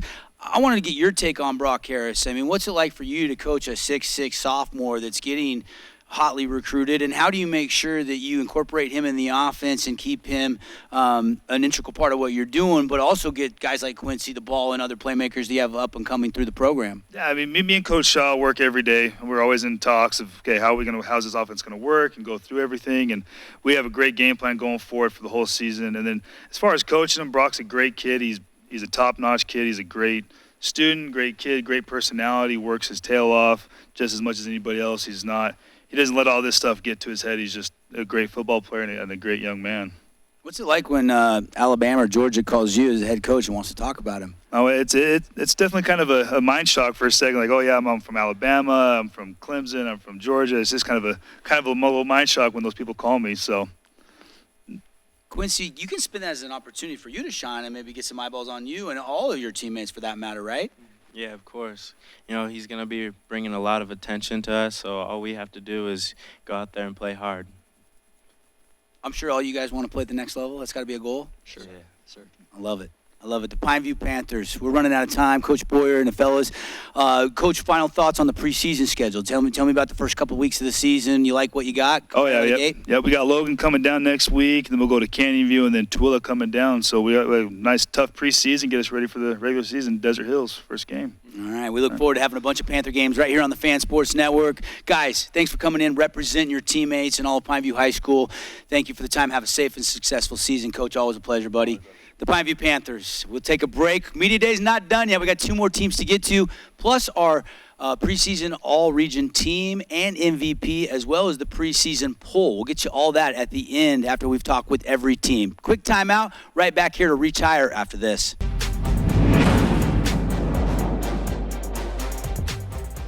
Hey, everybody. Welcome back to Reach Higher Athletics. We're excited to be back here hosting our Region 9 Football Media Day. If you're hearing Region 9, you're like, wait a minute, last year it was Region 10. Yes, that's correct. We are back to Region 9, where we should have been all along, which sounds easy, guys, right? It just kind of rolls off the tongue. Absolutely. I won't make that mistake this year. It'll be Region 9. It's Region 9. Region 9, yep. Devin Dixon, and we've got, of course, Caden and Mark, and we're going to be asking questions to the Cedar Reds who now join us here at Reach Higher. First, let me thank some of our great sponsors teaming up with us to bring you high school sports all season long on the Fan Sports Network. We've got Johnson Pediatric Dentistry, Bucks Ace Hardware, our friends at Nets on Fire, Luke Udy at American Family Insurance, just some of our great sponsors helping bring our Media Day coverage. And the Cedar Reds have driven down to hang out with us here on set. And representing the Reds, we've got a few players here. We'll introduce them first, and then we'll get to Coach Bennett, Coden Lunt, Spencer Bell, Jordan Raftery, and Traden Elliott. But, Coach, as always, you know the drill. We're going to start with you, and we're going to kind of take us through the last off season from last year, how you've kind of reloaded, what's new, what's different. Take us through kind of some of the storylines for Cedar High football this year. Okay. Yeah, well, we're happy to be here, and thanks for inviting us down. So we started our off-season program in January. We've had a good turnout. We've always had a good buy-in with that. We just finished up with our camp and an SUU football camp. We have probably the biggest team we've ever had coming out right now. I think we had 124 kids signed up. Nice. I think the most we've ever had is 107. So there's a lot of growth right now in Cedar. We've had a couple move-ins that we feel like are going to help us this year. I brought these 4 down as I feel right now these are 4 guys on our team that are bringing some leadership to our team who have been very solid in the weight room, and then had great camps this past week. So we're into our second week right now, getting ready for our first game in Richfield, which is about a week and a half away. So yeah, we're just excited to get going. Coach, you've got 7 returners on the offensive side of the ball, 8 on the defensive side of the ball, and in key positions like Coden at quarterback. Does that give you like a little bit of a head start over maybe some of the teams that are starting a new junior quarterback or other key positions? Yeah, I think experience obviously is always, like, there's no substitute for experience. I mean, the more experience you got coming back, those guys that have been in those situations before, and so you get into a varsity game, and if you have some guys that have been in those situations before, it makes it a lot easier on knowing how to handle that situation and deal with it. So yeah, the experience obviously is going to be a big factor for us this year, and having more depth, with having more kids on the team and things like that, having that depth. I think you've got to have depth, especially in region 9, region 10. We've got to have that depth to compete, especially in the fourth quarter. I mean, you go back and look at our games last year, we're in every game. And then you get into the fourth quarter and you start to see a little bit of the depth or injuries. If you have an injury come up and you don't have that depth behind it, you start to see a little bit of lag right there. So, we're excited to see how that experience is going to play out this year. From what I've seen in the weight room, in our camps and the practices last week, we're seeing some really good things. So. With the depth that you have, will you have two-way players? So we've always been a two-way team where we've had a lot of guys. We have actually tried to transition more into platooning this year. We will still have a few guys that will play both sides of the football. Some of our more guys that we feel like can help us, but we are actually trying to platoon a little bit more this year, especially up front on the offense and defensive lines. So, Coach Bennett, Cedar Reds with us here. We'll get to the players in just a second, but you said some new move-ins. I hear one of those move-ins is the new SUU men's basketball coach's son. It's going to be a senior, if I'm not mistaken, wide receiver? Correct. Can you tell me a little bit about what he brings to the table? Yeah, so he's a kid that's going to make our team better this year. He moved here just about a little over a month ago. His dad's the head basketball coach at SUU. Name's JT Jeter. Great athlete. He's been playing receiver for us and a little bit of safety, and so he's one that we're looking at playing both sides of the football. A lot of people don't know about him, but I think he's one that's going to definitely help our team be a lot better this year. So, is there other move-ins as well? So we got another kid. Yeah, I mean, Cedar's starting to grow, and so we've got another kid moving in. Actually, be here today from Colorado. That's a tight end kid that we're looking at helping us as well. But you just never know until they get there. We've seen what JT can do, and then with this new kid coming in, and we're hoping he's there today so we can see, what he can do and how he can help our team. So. Let's get to some of the players. Let's start with you, Spencer. Tell me about this defense a little bit, and how are you guys coming along right now on that side of the ball? Yeah, I think we're coming pretty good. We got a lot of guys returning this year, like you said. We're competing with the offense quite a bit, so I think we're looking pretty good. Traden, Coden, this kind of question goes to both of you guys. I mean, quarterback, wide receivers, you've got returners coming back. How are you guys feeling? Traden, let's go to you first. How's your chemistry with Coden? I've had a lot of chemistry with Coden since dating back to 7th grade, 8th grade. We've really kicked it off. I think this last year we're going to do really good. I can't wait. I mean, it'll be fun. Coden, having all those senior wide receivers, are you feeling pretty like you trust them all? Yes, absolutely. I think we're going to have a very explosive offense, and I'm excited to see it.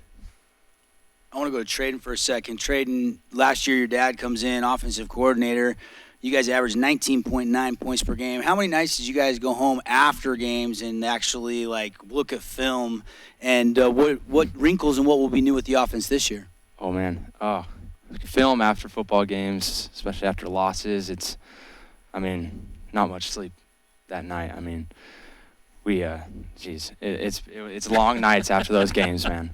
And what was the last question?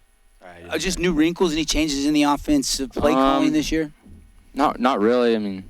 No, not really.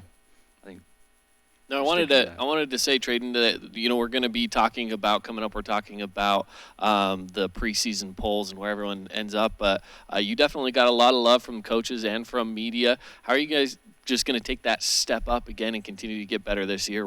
Personally, what have you been doing in the off season to prepare yourself to just be a better football player? I've gone into a lot of personal trainers, and am lucky to get on 2 great 7-on-7 teams. Shout out to Team Fitty and my other Crimson team. I was on with them, and I love them boys. They helped me a lot.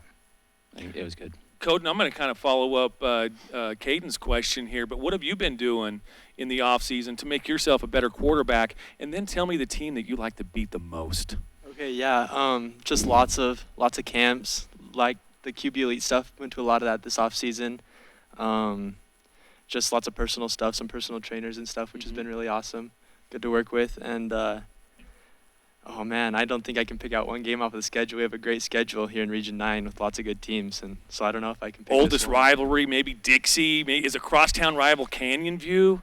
Yeah. I mean, who do you like to beat? Definitely like the crosstown rivalry with Canyon View, and I'd love to get back at Dixie this year after how that game ended last year. That one still stings. And The great answers. There's no off night, as we know, in this region. Let's bring in Jordan for a second. And, you guys lose to Crimson Cliffs 33-14 in the 4A quarterfinals. How much has that fueled you when you're lifting weights or you're with your teammates talking about the upcoming football season?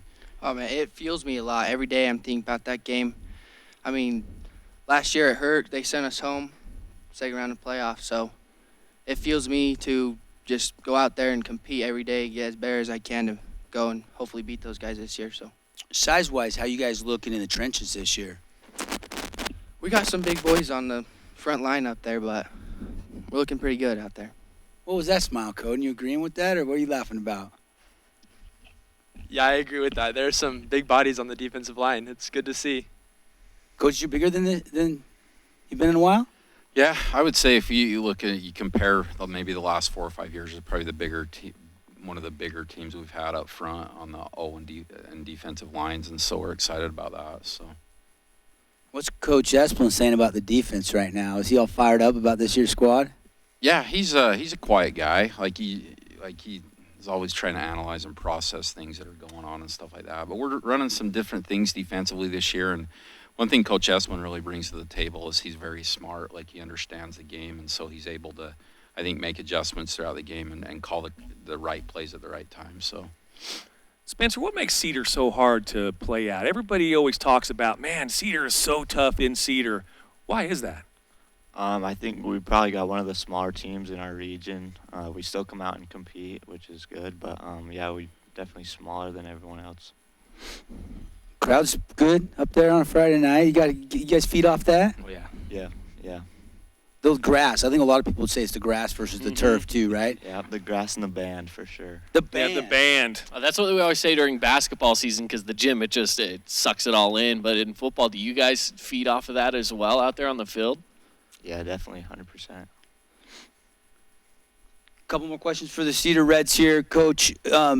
Looking at this region, you do have one of only 2 quarterbacks back. We talked a little bit about that before, but size up the rest of Region 9 this year. You have Crimson Desert Hills that obviously showed down for the state championship last year. Yeah, this, I think I say this every year, but I think, this is obviously one of the best regions in the state year in and year out. You have to play your best football every week or you won't win. You have to bring your A game every week, and it's a battle. And like I said, we're always in those battles. You look at a lot of our games, and it always comes down to 1 or 2 plays in the fourth quarter or an overtime game or something. So it really comes down to the teams that's executing and not making mistakes, especially in the fourth quarter.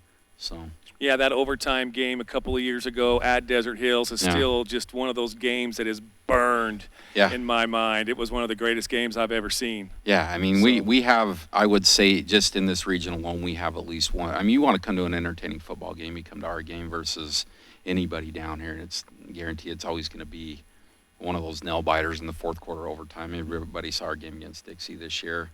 And so we have at least one or two of those games every year, but every time it's a close game, it's a battle, and that's what makes it fun. So. Coach, with 4A going from 13 to 27, what are your thoughts on that? So I'm excited about that because maybe it'll give us an opportunity in the playoffs not to play Logan again. I mean, we play Logan. I mean, no disrespect to Logan. They're a good football team, and we beat them last year, but we have played them, I think, 3 out of the last 5 years in the first round of the playoffs. So I like the variety of it. I mean, we have an opportunity to play a different team. I think there's more opportunities for upsets with 27 schools, and so and that's what I do like about that. So, goals this year, Coach, for you, and are they in line with what your leaders and these guys representing the rest of the Reds are saying? Yeah, I think we need maybe ask them about that. That's something that I've always tried to let them, do. I said, this is a player-led team is always better than a coach-led team, and so if the players can come together, which we've really encouraged these guys to come together and come up with team goals, I feel like we'll have a better year when that happens. Let's test them out real quick. Jordan, team goals and total number of wins this year. What you got? Man, I'm just trying to go out there, have some fun in my senior season with these fellas over here.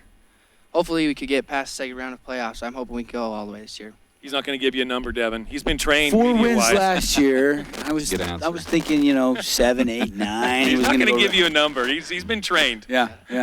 Trey, what about for you? Same answer, man. I really want to get to that championship, past the region championship, man.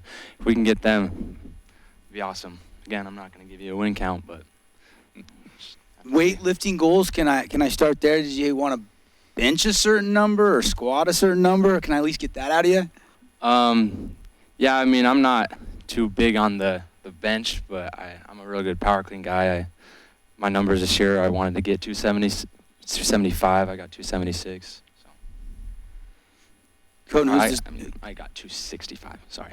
Hey, that's a lot more than me. Mark or Caden could probably get combined. What, Coden? Who's a beast in the weight room? Who leads by example in the weight room for your team? Definitely Jordan right here. He's an animal in the weight room. It's fun to watch him put up the numbers he does. It's pretty cool. I love it. Thoughts on the preseason, Coach? I mean, I look at the schedule, and I think the expectation is you guys should go 3-0 to start the year. Yeah, and that's a little bit of the worry I have. Yeah, we should. There's always that expectation, but we've got to – I tell our team we have to respect every opponent we play. And we got Richfield coming up with next week, which I think they've got – some polls have them ranked 2nd or 3rd in 3A. They return quite a few players. And so we're getting our team to focus on them and what we can do to execute every play, but also respect every opponent. I think they're a team that obviously can come in and beat us if we don't play well. So my goal is that we come in and we play well, we execute, and we should take care of that game. But we also have to respect our opponent, with that first game. So. Great stuff from the Cedar Reds. Appreciate Coach Bennett coming down. It should be an exciting year. I'm sure your fan base is excited. Got some transfers. Got some great leaders that will represent the rest of the teams. Guys, have a safe, successful season. I know we got 2 or 3 Cedar games on the Fan Sports Network, on the stream and the radio this year, so we're excited about that. And, of course, we're excited to see how you guys do at the end of the year. And hopefully we're talking about you guys maybe up at Rice-Eccles Stadium. We got to take a timeout, but we'll come back. Not done yet. Crimson Cliffs Mustangs will join us. Then we'll get into our all-region preseason polls, all those things, and put a bow on the media day here from Reach Higher Athletics. Don't go away. We'll be right back.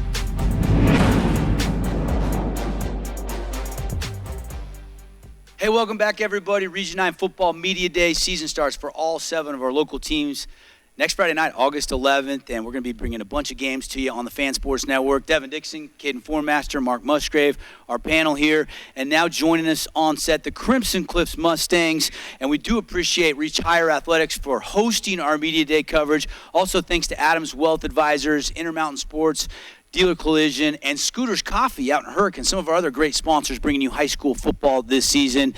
Coach Wayne Alofapo and Andy Stokes. We got double trouble here. We got both the coaches joining us, but Coach Wayne, we'll start with you and bring us up to speed on being reunited with Andy Stokes in the offseason, and then give us some of the camps you went to and an overall preview for the Mustangs this year, trying to get back to another state championship.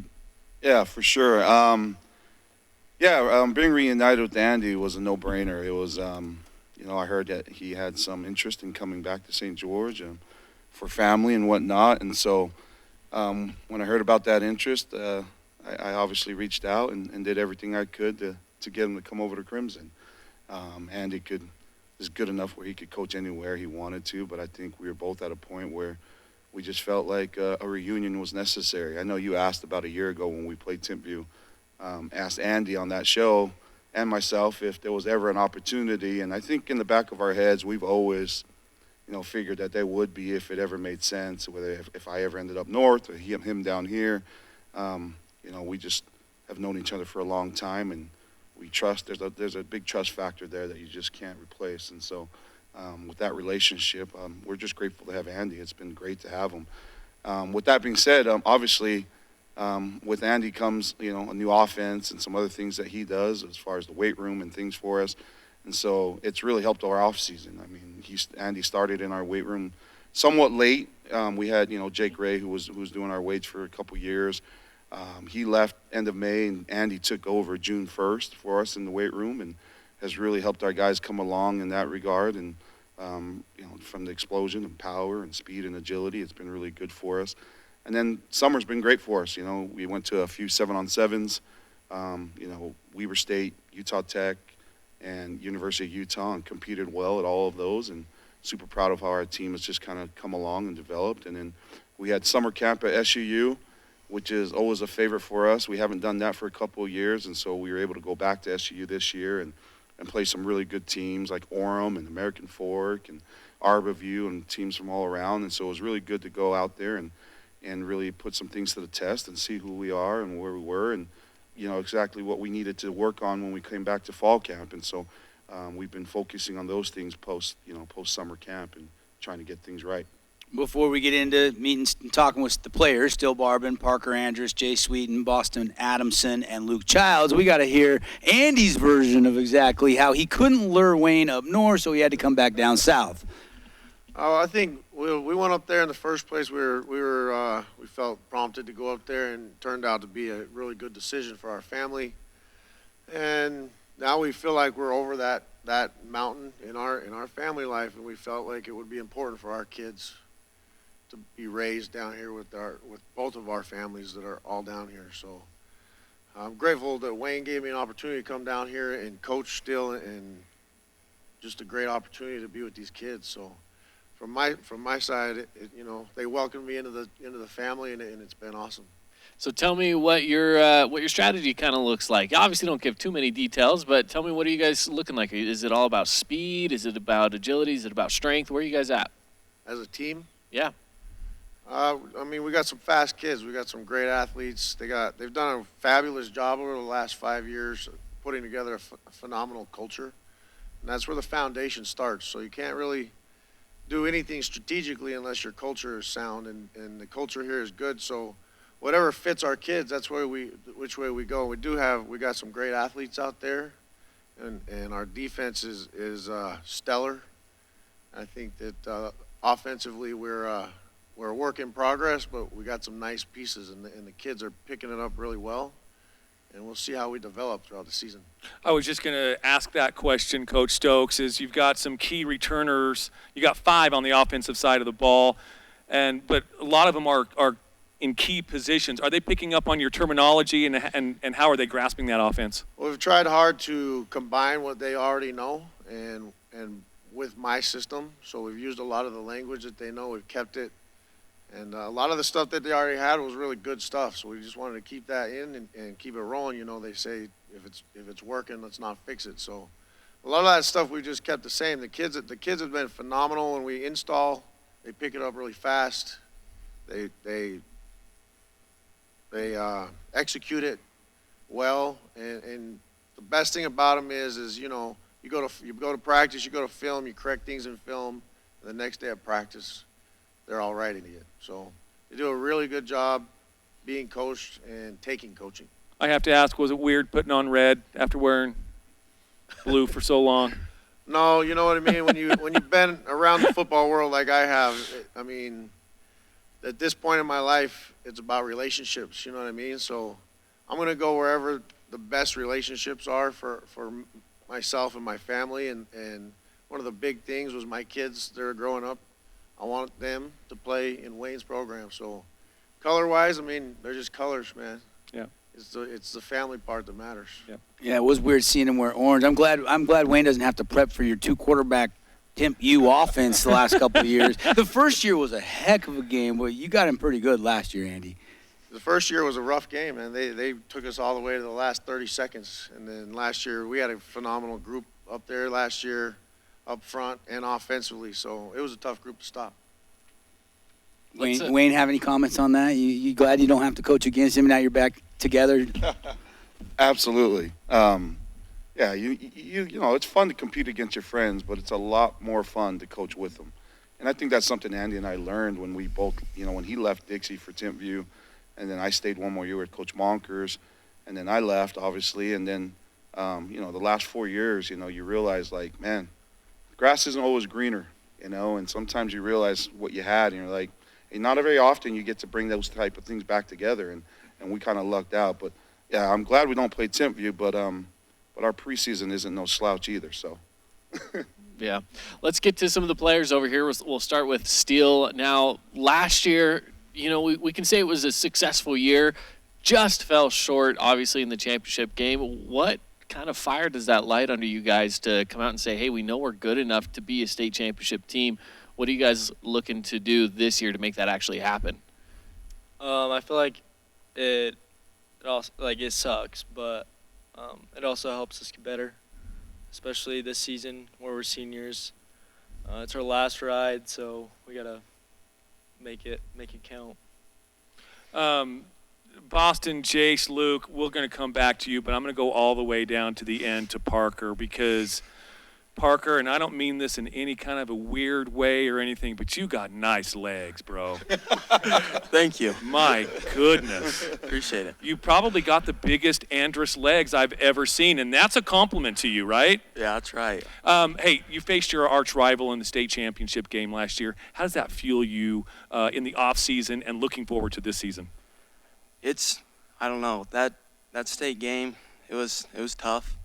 It was hard to drop a game like that, but every year the goal is to win state, and I feel like this year we do know we have the team to do it, but we just got to work harder than we ever worked. So that's where we're at. Go back to Jace for a second. Jace, you made a name for yourself at safety last year as an underclassman, the interceptions, the big hits. Take me through the offseason and maybe some personal goals that you're thinking you could achieve this year with the team and the success that you guys can have together. Our offseason's been doing really good, you know. Last year we had Fahey, he was a senior, and then we have Connor now. He was a receiver, and now he's a safety. And just some goals is just to be better. You know, you can always be better. You know, we fell short, and we just got to keep working because it's not going to be the same as last year because we got new guys and stuff. You have fun in basketball season, but your first love is football, right? Of course. Yeah. Luke, you got hurt. How's the injury? How's the rehab? How's that? Take me, I mean, that's a long road to hoe, man. Like, Yeah. take us through that, and do you feel 100% right now? Yeah, my knee feels great. Recovery's been really good. My surgeon did a great job. But yeah, I'm like basically 100% now. So yeah, I'm ready to get back to it. I want to talk to both Luke and Boston as the receivers over here, right? I want to talk to you guys. Luke, you can go first, then Boston. Tell me about your receivers and what about you guys stands out as being a threat in this offense in Region 9? I think, all of our guys, like, we all have confidence in each other. We have so many weapons on the offensive side. So I think, like, our chemistry is just really good. So we'll have a really good season.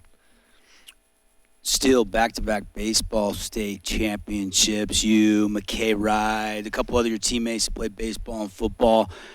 How much did tasting it and winning back-to-back baseball state championships motivate you for football, chasing Crimson's first ever state football championship after coming so close last year?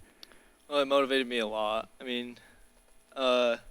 Football is my favorite sport, and I love baseball too, but that just fires me up even more because I want it so bad for football too. So. Hey, Boston, we're going to go back to you. Tell us a little bit about your wide receivers, what you've been working on, where you've been working on it at, and what have you been improving on? We got some good dudes, but we all just kind of learn from each other through practice and film studies and stuff, and we've all gotten a lot better just from the weight room and stuff like that, so it'll be fun to watch. Question for Steele, how's the offensive line look? Some big shoes to fill from last year. Maybe, Parker, you can address that as well. How's the chemistry so far in camp? So we obviously lost some dudes, but the dudes that are stepping up, the underclassmen, are looking pretty good, and I feel like they'll fill those shoes pretty good. So, yeah. Just like Still said, it's been every day we get to go up against them because I'm playing D-line, and it's been a work every day. But we got on the D-line, we got Scott and Caden playing next to me, and tough dudes. Yeah, I figure you're making it pretty hard on those young bucks. Oh yeah, it's a good time.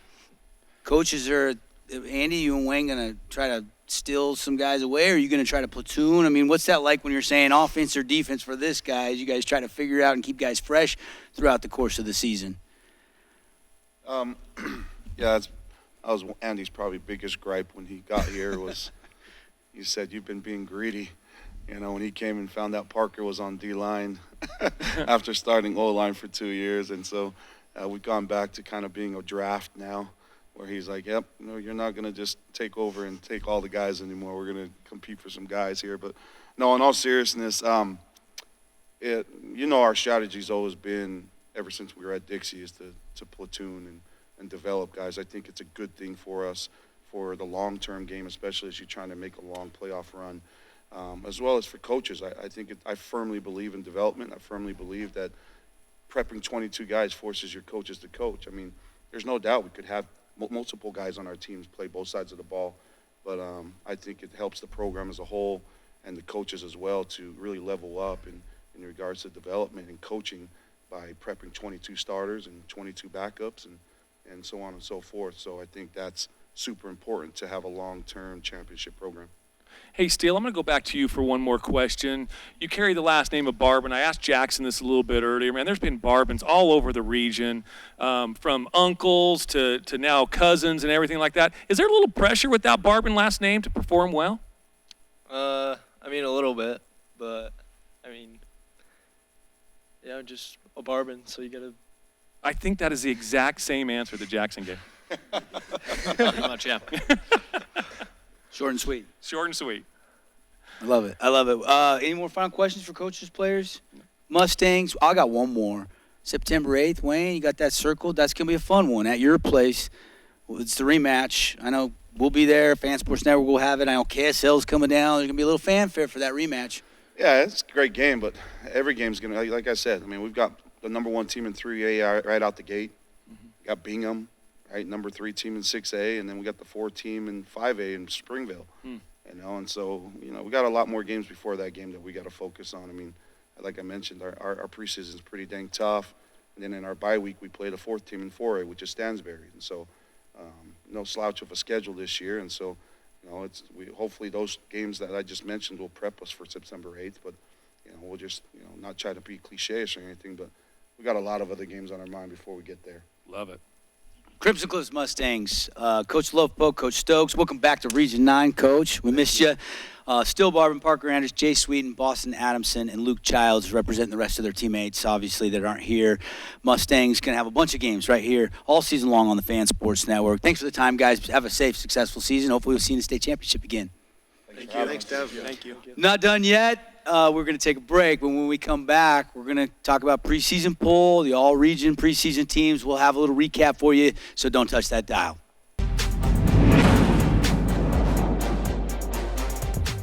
Hey, welcome back here. Full recap.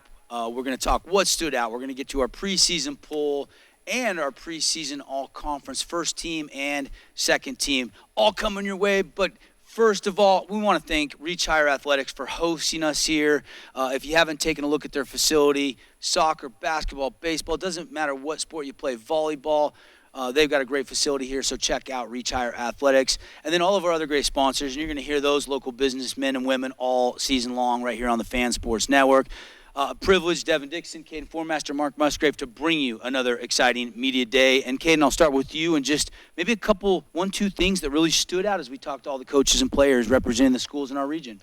Yeah, I think a lot of these teams are really excited. The first thing, I mean, they're excited because there are even more regions added to 4A. I think that was kind of a theme of just understanding that, yeah, there's a lot more competition when it comes to that championship. And so the preparation that goes into trying to win a championship really has to be on point. And a lot of these teams are doing what they need to do to get to that point.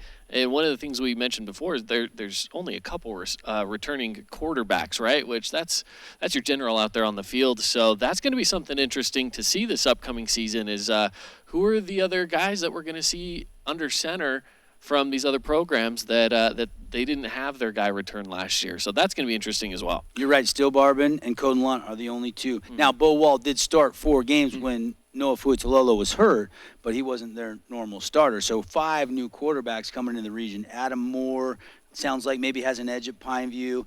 Bo Wall, maybe the incumbent there at Desert Hills, although I hear he's got, getting pushed. We know Tank Kelly's going to be the guy at Snow Canyon. Then Brock Parrish, the move-in, is looking like he's probably going to be the guy at Dixie High School. But there's maybe still a week and a half to finalize that. And we could see some teams play 2 quarterbacks just to see what they could do in a varsity game and then decide on who their starter is. Yeah, and we'll go over the preseason poll here in just a few minutes, but I've got to tell you, there's going to be some upsets this year. There's going to be some big upsets this year. Pineview's motivated. I love all of the returners that Cedar has coming back in key positions.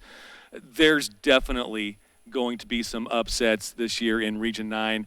I tell Caden this all the time, I wish there was no preseason. I would like to go right into region play. I think the coaches won a few games before region to warm things up a little bit. All right, let's go ahead and take a look. This is a combined media poll. This is about 13 total coaches and media members. So we've combined it to give you our Fan Sports Network preseason poll. And Caden, take it away. Yeah, so to start things off, right now looking at the rankings, we have, we'll just start at number 1 and work our way down. Crimson Cliffs Mustangs come in at number 1, but I will tell you this, it was really close in the voting between 1 and 2, so close that we had to kind of go tiebreaker on this one, and it's Crimson Cliffs and then Desert Hills at number 2, so 1 and 2 are going to be really close. At 3 is Dixie, and 4 is Snow Canyon. And you said that one was really close, that too. one was also within 1 vote of each other when the votes were all tallied. So that one also really close. Cedar is at 5, Pineview 6, and then Hurricane at 7. So those are the preseason rankings from our coaches and media combined poll. I'm big on, you won the state championship. You're coming back into the season with a lot of great players. I am a little bit surprised people taking the upside and the hungriness and the disappointment of losing the title and going with Crimson. Maybe it's the Still Barbin, the experience at quarterback. Yep. I don't know what it is, but I actually thought Desert Hills would be the preseason number 1 team. In fact, I asked Coach Stokes from Desert Hills, do you feel like you have a bullseye on your back? We never even got into that with Crimson. Yeah, right. And yet Crimson is picked number 1 in the combined poll. Yeah, and again, just that the bottom part of this poll being Hurricane, Pineview, Cedar, they're going to get some big wins this year against some of those upper echelon teams of Crimson, Desert Hills, Dixie, and Snow Canyon. There's going to be some serious upsets. Again, I love what Cedar's bringing back, and I love talking to those Pineview Panthers and the motivation that they have to certainly build on last year. They're going to get some wins. I don't think Pineview's going winless 2 years in a row. No, me neither. I don't think so. And 4 wins for Cedar, but they did lose a couple really close games. Yes. And so, Hurricane, they're taking it one. I like Coach Ashby. He's really trying to change the culture. They've had some changes at the coordinator positions even recently, so that throws some curveballs at you. But I love his mindset, and I love hearing that Marcus Matua, who was the longtime Snow Canyon coach, is going to be helping out again. So we'll see what they're capable of this year. They won 2 games last year. Yeah. So we'll see. Again, so Crimson edges Desert Hills, but it was oh so close, and then Dixie edges Snow Canyon there for 3rd and 4th. And, yeah, I mean, I think there's some ammo there for Cedar and Pineview and Hurricane where totally they're picked agree. again this year. But based on last season, it's not that crazy. It's kind of what people probably would have thought we would see. Yeah, that's exactly right. I think that this, as far as preseason goes, I think everyone's about in the place where we thought they would be. But as Mark says, there's going to be some surprises this year, and that's going to make it really fun. And, looking at the Des News poll, they did something very similar. They had Desert Hills number 1, Crimson number 2, Dixie number 3, and Snow Canyon number 4. So, again, same top 4, same bottom 3. But like I said, watch out for Cedar. Yeah, Mark likes the Reds this year. All right, let's get into that's your preseason poll. It's going to change, and if you listen to the Fan Sports Network, I'm sure we'll have some weekly power rankings where teams are on the rise, especially during the non-conference part of the slate early in the season where you're playing 6As and 5As. There are some interesting 4A matchups. I do like what you said, Caden, and we got the thoughts from the coaches that they're excited about not having to cross over and play Logan or Ridgeline or Mountain Crest again and seeing maybe somebody else in the first or the second round of the postseason. I'm sure Cache Valley feels the same way. Oh, absolutely. With only 13 teams. Now we're doubling in size. So that's going to make it really exciting for the fans, the players, the coaches, and everybody involved. Here are the players. We gave 10 spots, plus you could vote for an 11th player, basically a starting offense or defense. We didn't classify it by offense or defense. We had all the media and all the coaches vote, and here is your preseason all-region team. Yeah, so to start off, we have the MVP, the one with the most votes that came in from Desert Hills is Cyrus Polu, who, again, is just one of these guys that's a beast out there on the field. So he was pretty far and away the MVP in the voting. But your first team, you have Still Barbin, Stu Taufa, Parker Andrus, Jace Sweeten, Jackson Barbin, Brock Harris, Traden Elliott, Mason Topalian, Ocean Taufa, Talon Kelly, Coden Lunt, and Boston Adamson. It's a great list. Yeah, there's no surprises here. It's a great list. Absolutely. And there's guys that you could argue by the end of the year are going to be first-teamers that aren't on that list. Well, one of the names, too, that I love, and, I'm big into names. I love names that roll off. J.T. Jeter. Is that not a cool football name or what? Yeah, it really is. And I'm hearing really good things, a lot of D1 visits. Yeah. Dad's the basketball coach at SU. He'll give another skill position guy on a team that already has a ton of – you got Devin Crenshaw and you got Traden Elliott. You have your quarterback back. I can see why you like Cedar so much. I am not surprised Cyrus Polo won the MVP because of the kick returns, the punter aspect. Yeah. He could play tight end or receiver, and they could throw him in the red zone, and he could go up and climb the ladder. You could also – he's a wrecking ball on defense. He can do so much. He truly is like a Swiss Army knife type player. Yeah, so I'm not shocked. It's not the glamorous quarterback position, so some people might be a little surprised that he edged out Still Barbin. But when you look at how important he was to that state championship run as an underclassman last year, I don't think anybody can argue about his talent. And if you put him at any of those positions, he's an all-region player at all of those positions you just named. All region. Yeah, and Stu was on every ballot too. Yep. And it's fun to see Brock Harris getting these big offers, and here's a sophomore on the list, and a lot of few underclassmen on this first team list. Not all these guys are seniors. Right. Yeah, Ocean is another one of those that's an underclassman that's on this list. That again, he made a little bit of noise for himself last season, just enough for people to say, hey, this kid's going to be really good. And I think that everyone just remembered enough of it from last year that again he does make this list. Guys, a couple offenses that you think we'll see big improvement on. A couple defenses maybe where we'll see big improvements. It's crazy to think that Desert Hills won state, but I think their defense actually could be better this year. Yeah, I do too. I think they were 5th in scoring defense last year. I see them moving up as well in 4A, certainly in Region 9. Again, I'm impressed with Cedar's offense. I think they're going to improve. Crimson's going to be...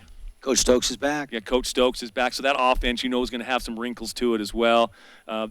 Think back to those days when Coach Stokes was head coach at Dixie and involved in that program. Those offenses were so good. Yeah, and so good. You could Coach Munkers is such a great coach, and his coaching tree is getting so big. But, Rick Barry and then Coach Wayne, Sam over the OC at Desert. There's so many guys in our region that worked with Coach Munkers at one point in time. Longest tenured coach in the state of Utah. Yeah. Coach Blaine Munkers, Dixie I think Snow Kansas, their front seven is sneaky good this year. Their linebacking core, Woo, they look good. Yeah, and they need to be because they did lose a lot of skill players to graduation last year. And I know they've got guys that are going to step in and try to fill those roles. But, yeah, I love the interior of the Snow Canyon Warriors. All right, let's give a little love. Other guys that maybe didn't make the first team but got some votes, Caden? Is there some more we want to so we mention? have some honorable mentions. These are some guys that got votes, just not quite enough there to get that first team. But we have Adam Moore, Ammon York, Bo Wall, Brock Kesserson, Devin Crenshaw, Ethan Staples, Garrick Rondell, Hudson Bundy, Jacob Dombrowski, Jacob Zarate, Javen Cummings, Jonathan Bibiano, Joseph Smith, JT Jeter, Junior Coughlin, Caden Hawk, Kellen Pledger, Luke Hershey, Max Reynolds, Quincy Jones, Scott Nyson, Samaje Thompson, Tag Gubler, Tegan Whitehead, Tavia Tuinea, Titan Mason, and Xander Jones. Big list there, but guys that if you listen or watch on the Fan Sports Network starting next Friday, August 11th, you're going to hear a lot of these guys. There's a couple of changes. Grondell is not in Hurricane anymore. Yeah. He's at Desert Hills. Coach Aspie didn't want to talk about a guy that wasn't in his program anymore. I respect Zarate's not at Pineview anymore. He's transferred to Crimson. So we're seeing some kids move and play for different coaches, which does create some storylines for local media, if nothing else, right? Well, and also, too, Titan Mason coming down from Logan to be in the backfield, the offensive backfield for the Thunder. I think Parrish, the quarterback at Dixie. Yeah. He's from Skyridge, if I'm not mistaken. So there's been a lot of movement this offseason. A lot of teams got better. I think every team got better. It's going to be a great region. Again, do away with preseason. I'm ready for the first game of region play. That's going to wrap things up for us. Hope you enjoyed our coverage. We've been doing this for years and years and years, and it's always fun to hear the excitement from the players, the coaches. I know you, the fans, are excited to get out and watch these games on Friday night. If you want more high school football content, make sure and tune in to Mark and Caden's show, 4 to 6 from the bleachers, or 7 a.m. to 9 a.m. on the drive. And thanks to all our great sponsors teaming up with us again for another high school season. We'll see you next Friday night, August 11th. We're going to have a couple of games for you on the fansportsnetwork.com, and our game of the week will be the defending state champ, Desert Hills Thunder, taking on Brighton. For Mark, Caden, I'm Devin. For Dusty, Cannon, our entire crew, Spencer. Read more on St. George News. I know Eric Gould's going to have a recap story on this and continued coverage on St. George News. I know we're excited about our Region 10 recap show that'll be coming out. Region 9 recap Region now. 9 recap. Yeah. That'll be coming out. Was it Friday night or does it come out early Saturday morning? Yes. Yeah, either one. You're not going to want to miss it. Play of the week, the Sky Cam, the Highlight Show Weekly. It's an awesome show. So keep it on the Fan and St. George News for all of your Region 9 high school football coverage. We'll see you next time.